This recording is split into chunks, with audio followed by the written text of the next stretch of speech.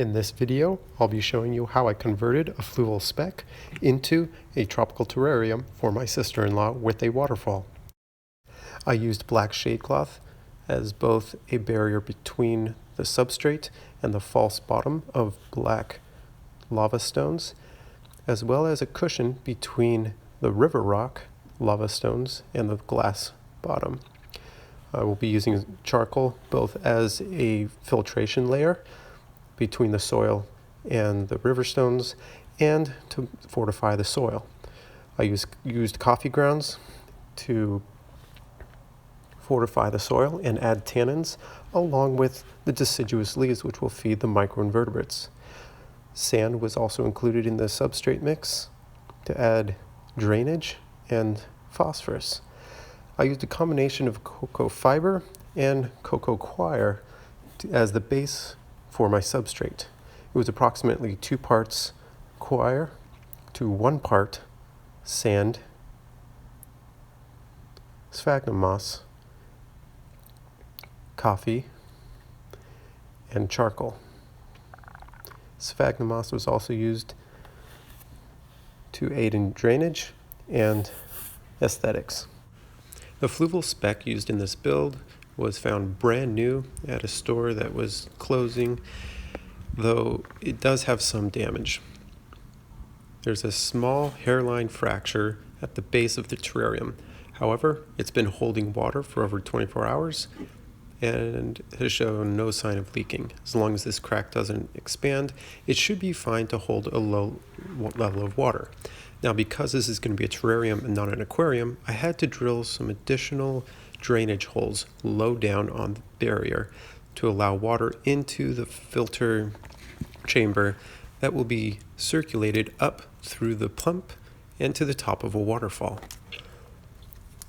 I've checked this and it works perfectly fine, thus allowing me to continue and begin the build.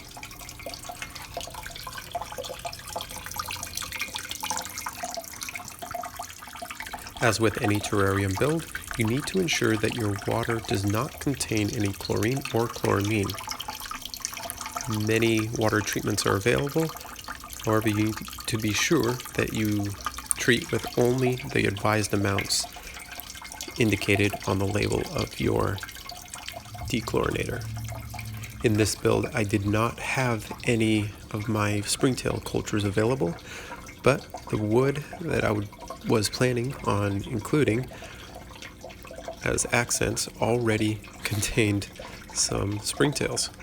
I was happy to see and was able to include these into the final product. Alright, we're finally ready to start the build.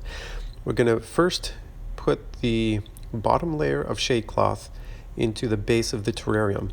This is going to both cushion the river rock that will be on the bottom, as well as add filtration to those holes that were drilled into the separation between the filter chamber and the terrarium. Now that we have our first shade cloth positioned as a barrier and cushion on the base, we're going to start layering our river rocks.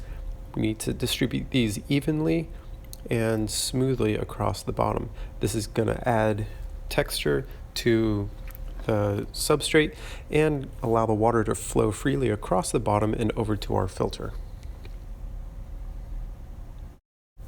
Now that our river rocks are positioned, we're going to insert the next piece of shade cloth. This is going to be the false bottom that prevents the substrate from clogging the filter and falling down into the river rocks.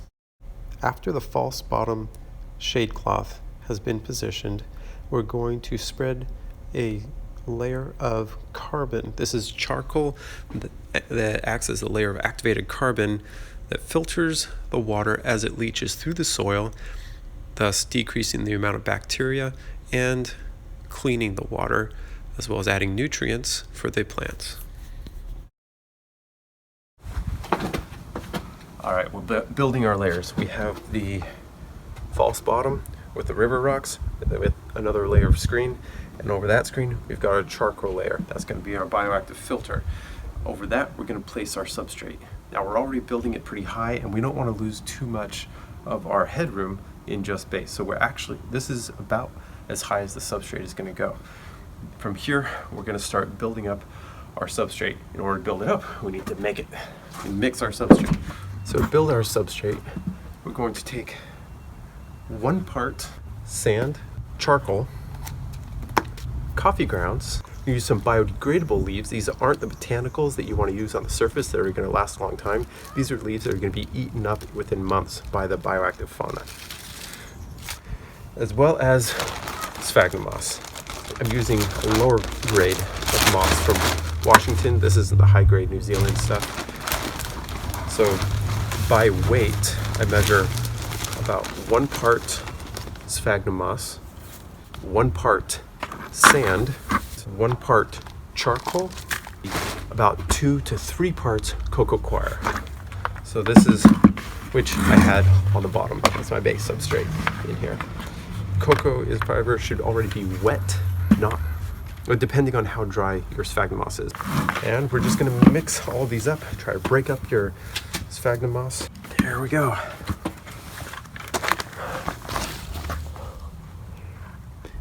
Have a nice ABG mix. Last but not least, our coffee right now. So I'm making do with what I've got. They say they're recyclable, and yes, they are.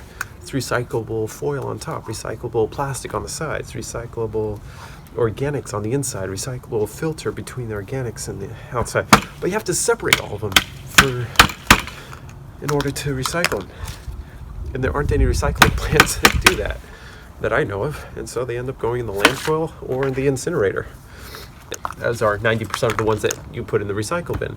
They get sorted and then they get redirected to the landfill. I would like to add a little more coffee to help slightly acidify the soil. It's like the rain is slightly acidic, as well as add tannins and nutrients to your base layer. All right, I think we're ready. The leaves for terrarium this size, I think I'm going to crush them. So I'm actually going to break these up just to add some more organic material for the springtails, the isopods, and the annelid worms. Just mix these in a little bit. And I think, unless I want to add some more sand, make it a little heavier. Yeah, that's looking better. You know, it's the right consistency when it feels wet, but no water comes out when you squeeze. Perfect. Perfect. Happy about this, and even smells like coffee. Nice. Now, I was able to secure some stones at the same time that I found this aquarium on closeout sale at the pet store. So, in order to construct a waterfall, you want to work in layers. You want to stack your stones up so it looks like it's a natural cascading waterfall. Make sure it's well supported. If it's not, you can either glue it or add support and work your way from the smallest to the largest rocks. I love how these they fit together like this. And I think this is a slightly high flow rate, but it's the lowest that I can set the pump to. Most of the water is actually flowing down the back of the rocks. It still allows for plenty of flow over the front. Pretty much just a trickle is all I want to keep the moss and other plants, the lithophytic plants, wet. We got a little bit of a reservoir down here, and that is our water feature. I am very pleased with how that turned out.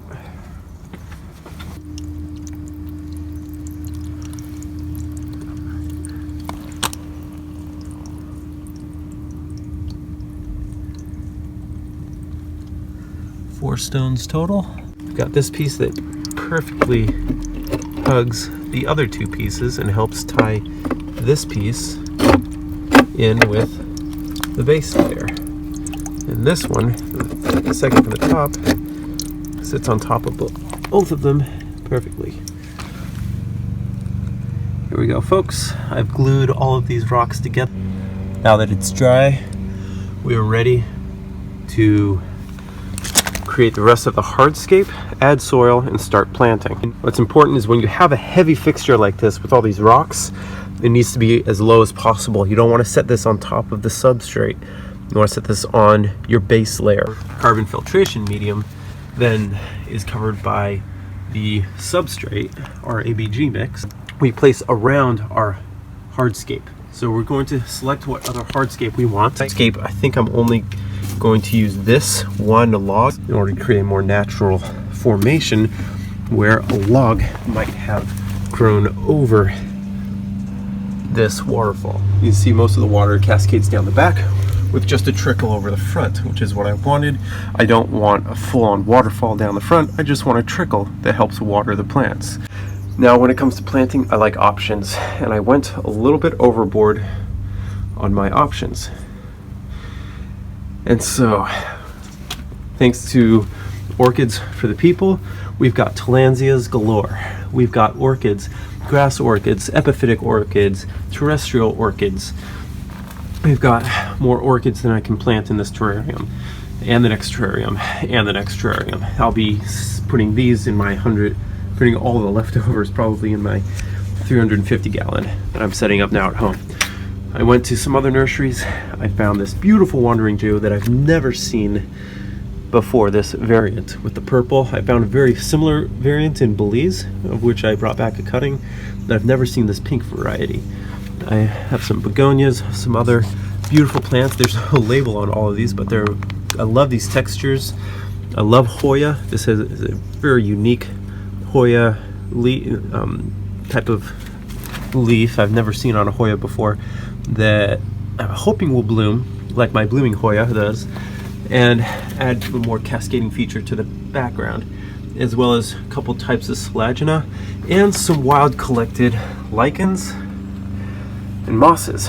These will be the last items I incorporate, along with the liverworts I collected today. But going back to hardscape, I collected some mossy logs. These are what's going to line the back of the enclosure, into which I'm going to attach the orchids. I have some smaller logs here that I've already broken down to size. I'm going to see how well these are going to fit, and we'll see what I end up coming up with. When you add your hardscape, be sure that it slopes from the front towards the back. In this case, I ended up positioning the log so that it created a barrier between the substrate and the waterfall. After sloping my substrate from the front towards the back, I positioned the two moss-covered logs in such a way that the excess water from the waterfall flowed over the longer log that I'm positioning here. The smaller log was placed on top of the larger log, and they were connected via a piece of hardware cloth and wired together. I then glued this hardware cloth to the back glass pane. These two moss-covered branches created a beautiful background aesthetic of live moss over wood. This will be maintained wet from the waterfall. When planting and designing the landscape in your terrarium, maintain the rule of thirds and threes. You can see that the waterfall takes up the left third, while the moss logs take up the right 2/3, the center and the right thirds. With the plants, I put the Cryptanthus on the left and the two carnivorous plants on the middle and the right, maintaining 3 being an odd number, and balances out the terrarium. When positioning the rest of the plants, make sure that your larger plants are in the back and the smaller ones are in the front. I placed the grass orchids and the star mosses in the front, with the fern mosses, liverworts, and Selagina in the back, with the wandering Jew and other larger orchids and Hoya at the farthest back.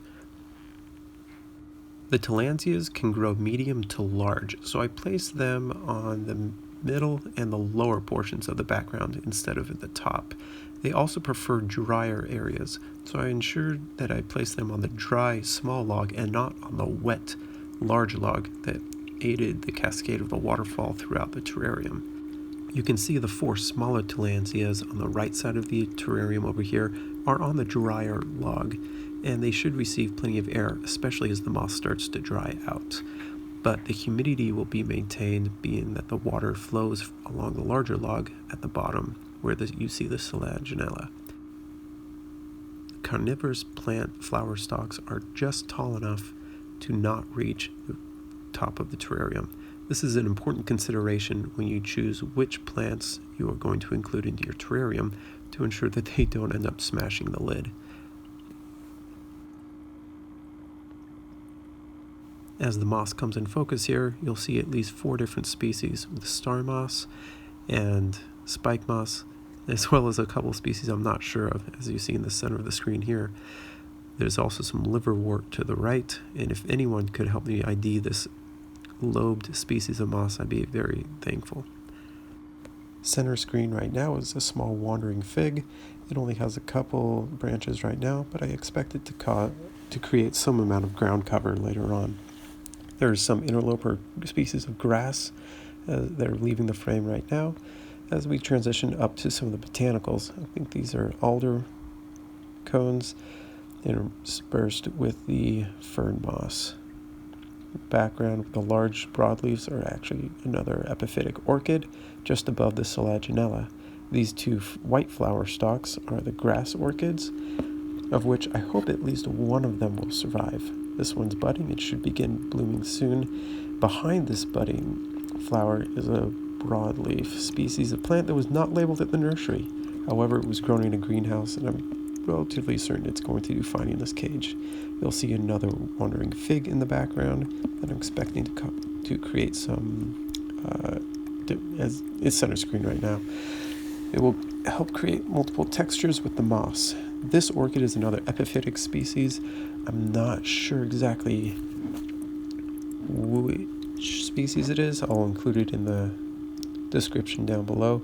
Behind that is some wolf lichen. And here's yet another species of fig, or orchid, that will not create a ground layer, but will create small flowers throughout the terrarium as it spreads. Here's one of my favorites, the liverworts interspersed with selaginella. I love spike moss and liverworts. Those are probably my 2 favorite bryophytes. The liverworts love water. They can live in these riparium and waterfall setups very well. Back corners the Hoya, and towards the front I used some Spanish moss, tillandsias, and wolf lichen to help hide the barrier between the filtration chamber and the main terrarium. This small begonia I switched out for the cryptanthus, as I didn't think the cryptanthus would do so well in such a wet environment. This little broadleaf was actually an interloper with the star moss that I used to plant in the front of the terrarium. I don't know how large it will do, but I doubt it's going to do well in this terrarium, as it came from out in along the sidewalk. It's pretty hardy, but I don't think it's going to do well in the temperatures of this terrarium. But there's plenty of small microinvertebrates that are going to help keep this place clean as small plants such as this die off. I already said once, I'm super pleased with how the waterfall turned out, and I'll say it again, I am elated with how well this waterfall turned out. The rocks fit together like they were meant to be. The water cascades down perfectly, and it creates, I think, the most beautiful water feature I've ever made. It's small and perfect, and as an unintended feature, the water percolates directly over to the top of the large log, which then is sloped at about 45 degrees towards the far corner of the cage. This is where the water meets the log, and it creates the exact amount of water that I think will be necessary to maintain this moss from one end to the other. As far as stocking this cage with any animals, I built it with the intent of putting a small dart frog species in, but I think we should wait at least a year for the plants to become established before we introduce any animals. The false bottom came out a lot thicker than I expected, but it's doing its job well in preventing the substrate from percolating down into the river rock layer. I think this is the lowest that the water should go in order to maintain a strong flow rate to the top of the waterfall. You can see that the coffee has done its job by adding its tannins to the water and turning it brown in a more natural color that you would see in a tropical creek. The pump is doing its job and maintaining constant flow to the top of the waterfall with minimal sound. I had so much fun building this vivarium. I'm looking forward to making the next one already. If you have any questions or comments, I hope you include them down below. And for now, thanks for watching.